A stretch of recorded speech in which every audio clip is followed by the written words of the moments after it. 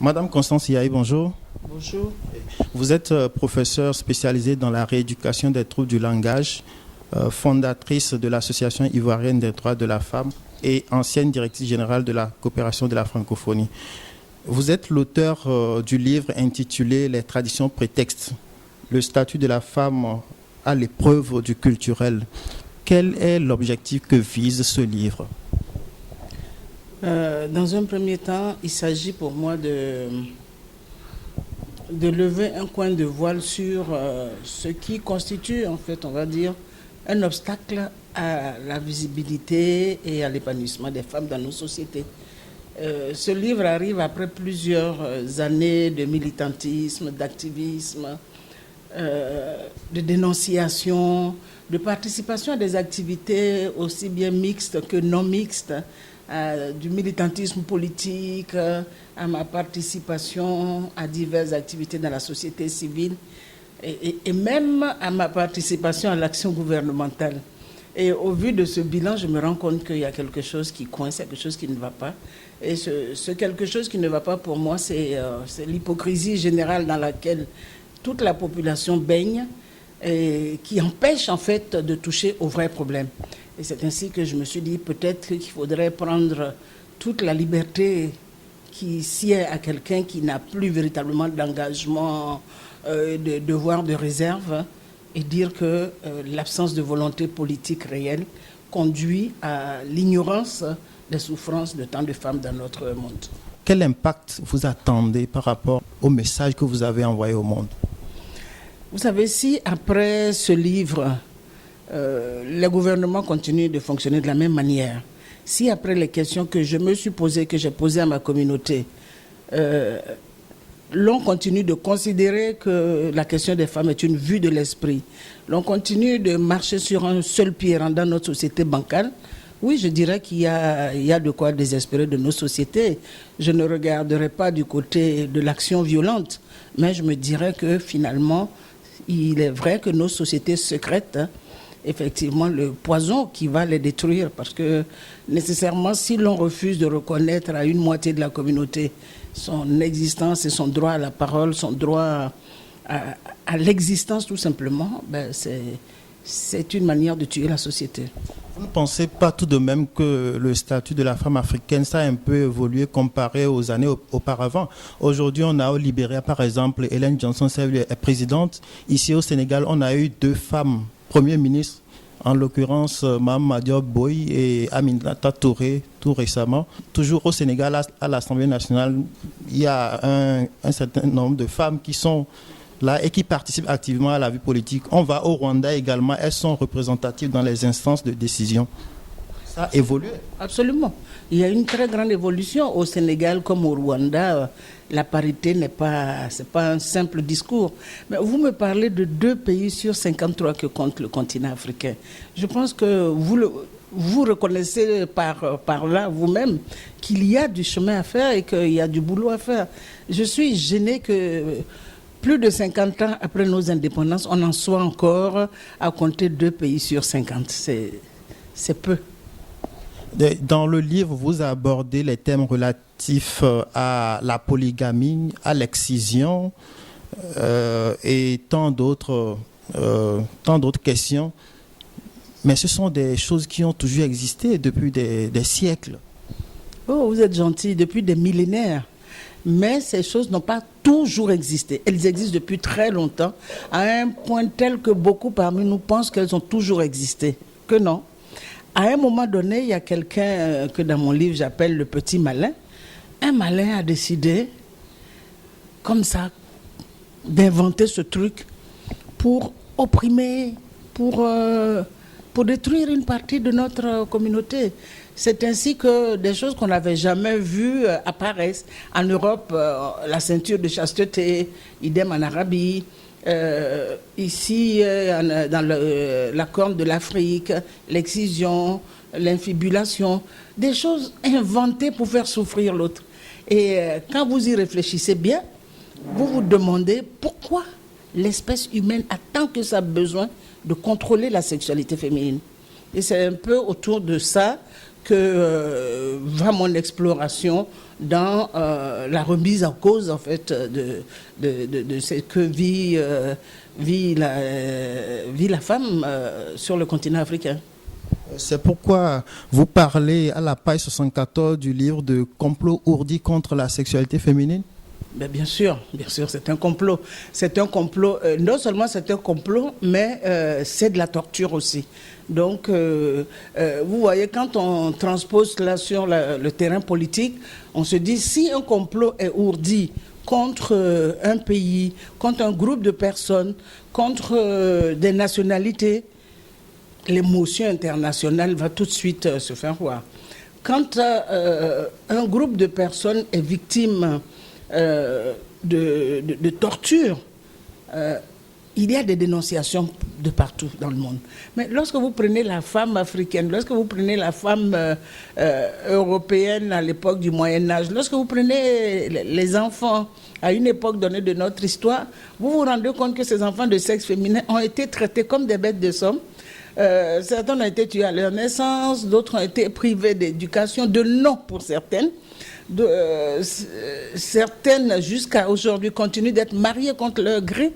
Mais c'est le tableau de la torture, ce n'est rien d'autre, parce que quand vous prenez les éléments qui constituent la torture, c'est cela. C'est fait à dessein, ça fait souffrir, c'est spécifique, c'est dirigé contre le sexe féminin, tout le monde le sait. À la limite, on pourrait même dire qu'il y a la complicité des États, mais personne n'est ému, et ça c'est grave. Et tout à l'heure, vous me demandiez, que vais-je faire après ça? Je vous dis, je n'utiliserai pas la violence, mais je suis tout à fait en droit, et surtout vieille militante des droits des femmes et militante active de plusieurs associations de femmes sur le continent africain. Je suis en droit de traduire notre pays africain devant les Nations Unies et devant d'autres juridictions. Nous avons tout à fait les moyens de le faire, et mieux, nous avons le droit de le faire, parce que trop, c'est trop. Et vous dites vous parlez des choses qui ont été inventées pour faire souffrir l'autre. La polygamie, c'est une souffrance pour la femme? Quand on va dans le détail de mon livre, la polygamie, je n'en parle pratiquement pas comme ça. Je dis toujours la polygamie masculine. Parce que pour moi, la polygamie n'est pas l'apanage des hommes. Tout le monde peut être polygame. Une femme peut avoir... Femme y compris. Une femme peut avoir plusieurs maris, un homme peut avoir plusieurs femmes. La question pour moi n'est pas de spécifier. La question c'est de me poser la question de savoir pourquoi voudrait-on que la polygamie ne soit que masculine. Si l'on veut qu'elle soit masculine, et puisque nous sommes dans des sociétés qui, de façon hypocrite, a pris des lois, a ratifié des conventions internationales qui mettent l'homme et la femme sur le même pied d'égalité, ben, allons-y pour la polygamie, point. Ni la masculine, ni la féminine, mais la polygamie. Alors que dans notre société, lorsque l'on vous parle de polygamie, on vous dit, on vous oriente vers la polygamie masculine. Ça ne m'intéresse pas de pouvoir spécifier la polygamie. La polygamie, si c'est bon pour les hommes, ça devrait être bon pour les femmes. Si c'est pas bon pour les hommes, je ne vois pas pourquoi ce serait bon pour les femmes. Donc, mon débat est sur la question de la polygamie. Comment est-ce que la polygamie peut permettre l'épanouissement de l'être humain? Si elle ne permet pas l'épanouissement, ben, qu'on y mette fin. Alors, vous dénoncez la situation qui est faite à la femme, pas spécialement à la femme africaine, mais à la femme de manière générale. Mais vous convenez tout de même que dans l'histoire même des sociétés occidentales, en France, il y a une période où les femmes n'avaient pas la place qu'elles ont aujourd'hui.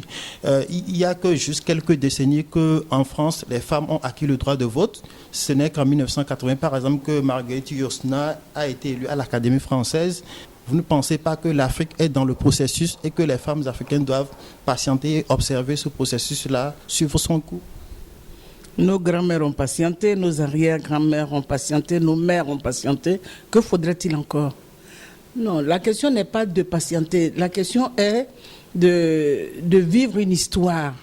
Et qu'elle soit occidentale, qu'elle soit arabe ou africaine, les femmes n'ont que trop souffert de la marginalisation. Et c'est cela que je dénonce dans mon livre, et c'est cela qui doit prendre fin. Je ne me contenterai pas des progrès qui sont faits. Certes, ils l'ont été. Mais encore, faudrait-il que nous allions plus loin vers l'égalité parfaite. Je pense qu'il faut donner à chaque mot son sens. Les chefs d'État africains ont une responsabilité très importante quant à l'évolution des conditions de vie et l'épanouissement de leur population, quel qu'en soit le sexe. Donc, la question n'est pas tant que ça de comparer les États, de comparer les réalités. Utiliser les traditions pour soumettre les femmes, ça suffit. C'est cela que je veux dire. Est-ce que vous avez porté ce débat-là à la table de l'Union africaine auprès des chefs d'État africains? Bon, écoutez, moi, vous me demandez si j'ai porté ce débat. Ces chefs d'État, si véritablement ils ont été élus démocratiquement, et même ou pas d'ailleurs, je veux dire, ils appartiennent à des communautés. Les problèmes que je pose dans ce livre sont connus de tous les chefs d'État. Je suis membre du réseau des femmes africaines ministres et parlementaires. Donc, rassurez-vous, tous les chefs d'État africains savent de quoi je parle dans ce livre. Quel est l'écho qu'a eu ce livre dans votre pays, en Côte d'Ivoire, lorsqu'il est sorti?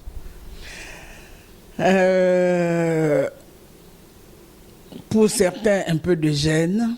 Pour d'autres, un haussement de sourcils avec l'air de dire encore cette rengaine. Et puis, il y en a qui ont été agacés. Évidemment, comme tout ne peut pas être noir quand même, il y en a qui ont dit, ben oui, elle ne fait que concrétiser ce qu'elle nous a habitués à entendre. Mais ce que j'attendais, je ne l'ai pas encore entendu. C'est quoi? Ça ne m'est pas parvenu pour l'instant. J'attendais que les dirigeants de mon pays se disent, il faut peut-être commencer par changer les habitudes. Et quel a été l'accueil qui a été réservé au livre par les médias ivoiriens? Un excellent accueil, il faut le dire. Beaucoup de débats ont eu lieu autour du livre, que ce soit la télévision nationale, que ce soit la radio nationale, les radios privées, la radio d'État, les médias privés, la presse. Je crois qu'il y a eu une couverture sérieuse, il y a eu une prise en compte. Non, j'ai vraiment rien à dire de ce point de vue-là. Bien au contraire, il y a eu possibilité. J'ai découvert même une autre lecture de ce livre à travers les comptes rendus des journalistes. Et j'en ai été séduite, je veux dire. Dans Le deuxième sexe, un grand livre de philosophie contemporaine sur le féminisme, Simone de Beauvoir dit « On ne naît pas femme, on le devient ». Est-ce que c'est un combat que vous menez pour que les femmes deviennent véritablement femmes, ou bien comment vous interprétez cette assertion de Simone de Beauvoir?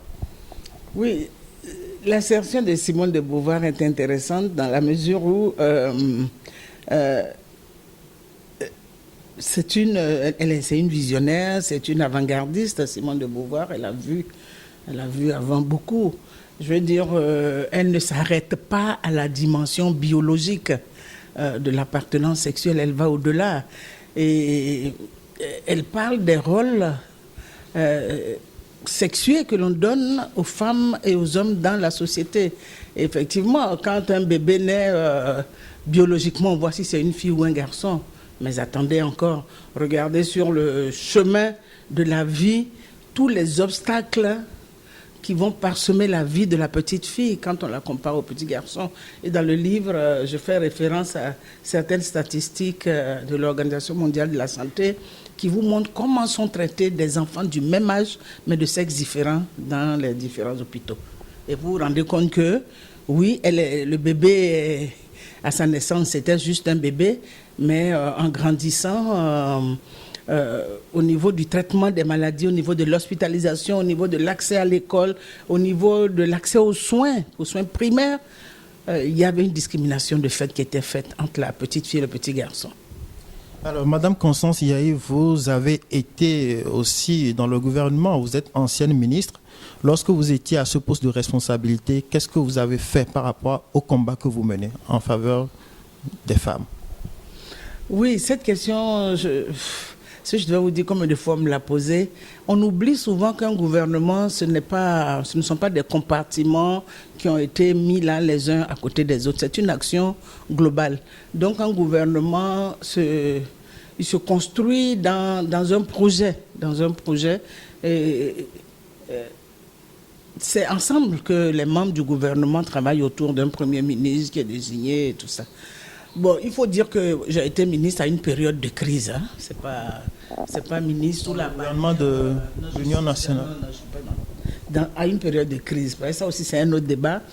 C'est un autre débat qui va m'amener sur d'autres questions. Qui a été élu, qui n'a pas été élu, comment il a été élu et comment ça s'est passé.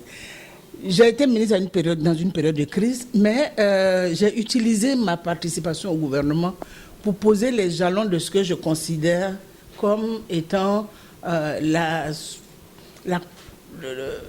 le projet d'une société qui pourrait être paritaire. C'est-à-dire que je me suis évertuée à recruter des cadres qui devaient animer l'action de ce département ministériel sans distinction aucune. J'ai regardé les profils. Je dis, si j'ai besoin d'un administrateur civil, qu'il soit homme ou qu'il soit femme, j'en prendrai autant. Aussi bien que mes directions centrales étaient dirigées autant par des femmes que par des hommes. Les conseillers techniques, j'avais 3 conseillers techniques pour 2 conseillers techniques à cette époque. J'en avais 5. Je veux dire, à chaque fois qu'il m'a fallu accorder des responsabilités à des cadres de mon pays, je me suis arrangée pour que la parité puisse se faire. J'ai mis en place quelque chose qu'on appelait un comité national qui est en fait un comité interministériel pour prendre en charge la question des violences qui sont faites aux femmes, pour que chaque ministre prenne sa part, parce que je ne suis pas une grande militante des activités cloisonnées où il y a un ministère de la femme qui s'occupe de tous les problèmes de la femme. Ce n'est pas possible, étant entendu que la femme appartient à la société. L'éducation des filles, la santé des filles, la sécurité, ça relève d'abord du ministre de l'Intérieur ou du ministre de la Sécurité, ça dépend. Donc, il m'a fallu travailler à cela et j'ai voulu mettre en place ces structures qui allaient survivre en fait à ma présence au gouvernement. Et je peux vous dire que oui, c'est une structure qui vit, qui existe, qui fait son boulot et qui a sa place aujourd'hui au sein de notre société. Donc,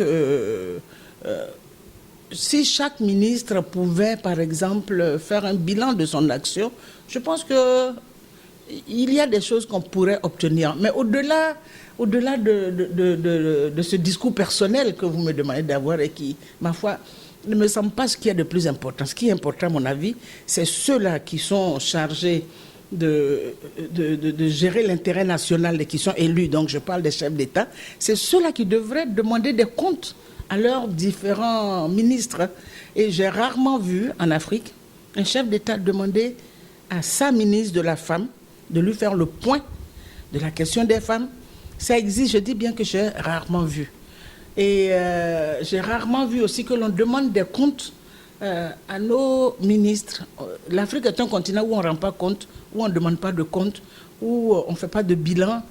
Et on avance. Et quand vous demandez des bilans, on a l'impression que vous êtes dans la contestation, vous êtes dans la critique systématique. Et pour moi, c'est aussi un fléau qui ne favorise pas la promotion des femmes, qui ne favorise pas la démocratie. Parce que quand vous voyez dans le livre, je ne dissocie pas la promotion des femmes de la promotion des jeunes, de la démocratie et du développement. Pour moi, tout cela va de pair. Il n'est pas question qu'on nous fasse croire qu'un pays se porte bien quand les femmes de ce pays sont martyrisées.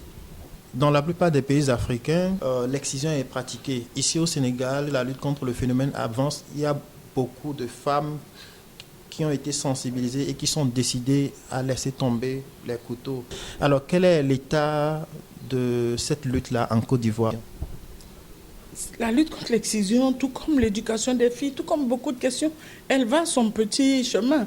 Mais le problème n'est pas de rester sur les positions qu'on a. Le problème, c'est d'accélérer le processus. Quoi faisons? Dans tous les pays où l'excision existait, il y a une prise de conscience, il y a l'engagement des gouvernements, le système des Nations Unies s'en mêle. Les résultats sont malheureusement lents. Et à mon avis, si la plupart des expériences montrent des résultats très mitigés, cela est lié au fait que nous subissons un certain complexe à entrer dans le vif du sujet. Il faut décomplexer les Africains et leur dire que l'excision n'est pas une pratique africaine. Malheureusement, beaucoup pensent que l'excision, toucher à l'excision, c'est toucher au continent africain.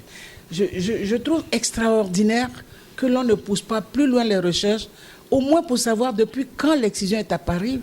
Dites-nous. Elle n'est pas apparue au même moment déjà, simplement. Et il y a à peine 3 siècles qu'on la découvre dans certains pays et bien plus longtemps qu'on l'a découverte, par exemple, dans la Corne de l'Afrique, et encore plus que des millénaires que l'on a vu des traces de l'excision dans le Yémen. Donc quand vous regardez le chemin pris par l'excision, ce n'est pas un phénomène africain. L'excision est venue du nord-est, au-delà même du nord-est de l'Afrique, pour arriver dans nos pays il y a 250 à 300 ans. Au vu de cela, on peut affirmer que les Africains n'ont pas toujours été excisés.